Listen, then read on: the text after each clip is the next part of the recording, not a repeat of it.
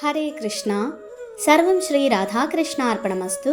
അധ്യായം 7 ജ്ഞാനവിജ്ഞാന യോഗം. ശ്ലോകം 29. ജരാമരണമോക്ഷായ മാമാശ്രിത്യ യതന്തി യേ തേ ബ്രഹ്മ തദ്വിദുഃ കൃഷ്ണ മധ്യാത്മം കർമ്മ ചാഖിലം. വിവർത്തനം. വാർദ്ധക്യത്തിൽ നിന്നും മൃത്യുവിൽ നിന്നും മോചനം നേടാൻ പ്രയത്നിക്കുന്ന ബുദ്ധിമാന്മാർ ഭക്തിഭരിതമായ സേവനത്താൽ എന്നെ ആശ്രയിക്കുന്നു. ആധ്യാത്മിക പ്രവർത്തനങ്ങളെപ്പറ്റി പൂർണ്ണജ്ഞാനമുള്ള അവർ വാസ്തവത്തിൽ ബ്രഹ്മം തന്നെ. ഭാവാർത്ഥം: ജനന മരണങ്ങളോ വാർദ്ധക്യമോ രോഗമോ ഭൗതിക ശരീരത്തെ അല്ലാതെ ആത്മീയ ശരീരത്തെ ബാധിക്കുകയില്ല. ആത്മീയ ശരീരത്തിന് ഇവയൊന്നും ഇല്ലാത്തതിനാൽ അത് സിദ്ധിച്ചവർ ഭഗവത് സഖാക്കളിൽ ഒരാളായിത്തീരുന്നതോടൊപ്പം നിത്യഭക്തിയുത സേവനത്തിൽ ഏർപ്പെടുകയും ചെയ്യും. അയാളാണ് വാസ്തവത്തിൽ മുക്തൻ. അഹം ബ്രഹ്മാസ്മി, ഞാൻ ബ്രഹ്മമാണ്. ഈ ശ്ലോകത്തിൽ വിവരിച്ചതുപോലെ താൻ ബ്രഹ്മമാണെന്നൊരാൾ മനസ്സിലാക്കണം.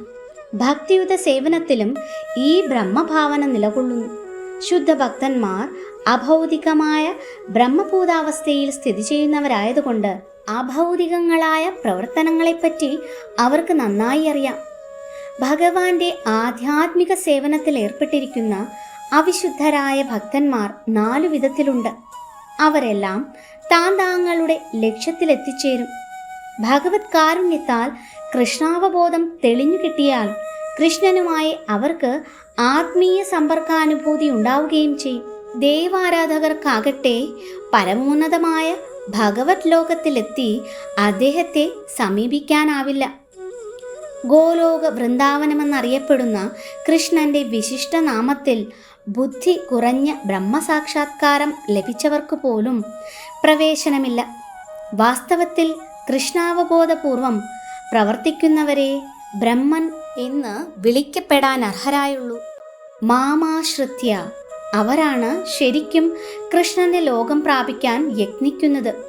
കൃഷ്ണനെപ്പറ്റി യാതൊരു മിഥ്യാധാരണയുമില്ലാത്തവർ ബ്രഹ്മൻ തന്നെ.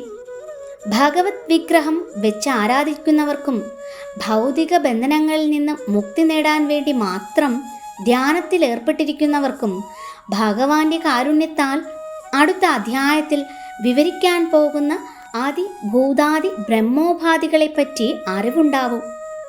ഹരേ കൃഷ്ണ. സർവം ശ്രീ രാധാകൃഷ്ണ അർപ്പണമസ്തു.